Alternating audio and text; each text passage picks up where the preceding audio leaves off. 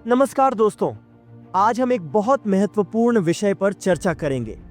वह है क्रोध। हम सभी के जीवन में कभी न कभी क्रोध आता है, लेकिन क्या आपने कभी सोचा है कि श्री कृष्ण ने हमारे जीवन में क्रोध को लेकर क्या बताया है? तो चलिए जानते हैं कि भगवत गीता में श्री कृष्ण ने क्रोध के बारे में क्या कहा है। भगवत गीता में श्री कृष्ण ने क्रोध पर गहरा प्रकाश डाला है। उन्होंने बताया कि क्रोध एक ऐसा भाव है जो इंसान के मन को अंधकारमय कर देता है। जब हमारा मन शांत नहीं होता तो हम किसी बात पर क्रोधित हो जाते हैं और ये क्रोध हमें हमारे सही मार्ग से भटका सकता है।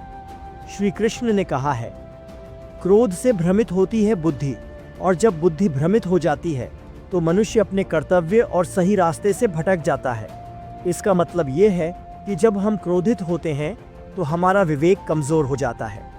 हम तर्क और समझ से बाहर निकलकर सिर्फ अपनी भावनाओं के अनुसार काम करने लगते हैं और यही चीज़ हमें गलत रास्ते पर ले जाती है। श्री कृष्ण ने यह भी बताया कि क्रोध से ही हमारी इच्छाएं और हमारी मानसिक स्थिति विकृत होती है।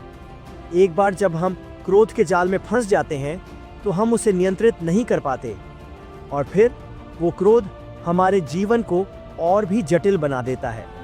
श्री कृष्ण ने आगे कहा, वह व्यक्ति जो क्रोध को नियंत्रित करता है वह शांतिपूर्ण और खुश रहता है, और जो क्रोध पर काबू नहीं पा सकता वह जीवन में हर समय तनाव और अशांति का सामना करता है।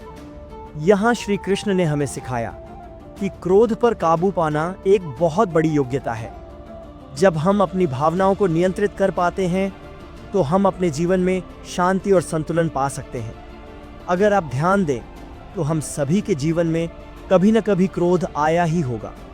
जैसे किसी से झगड़ा हो जाता है या फिर कोई हमें गुस्सा दिला देता है। ऐसे में हमें क्या करना चाहिए? श्री कृष्ण के अनुसार हमें सबसे पहले अपनी स्थिति को समझना चाहिए।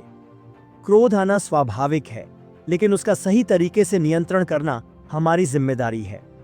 अगर हम अपनी भावनाओं को शांत कर पाते हैं तो हम बेहतर निर्णय ले सकते हैं और अपने जीवन में संतुलन बना सकते हैं। तो दोस्तों, श्री कृष्ण ने हमें यह सिखाया कि क्रोध को अपने ऊपर हावी नहीं होने देना चाहिए।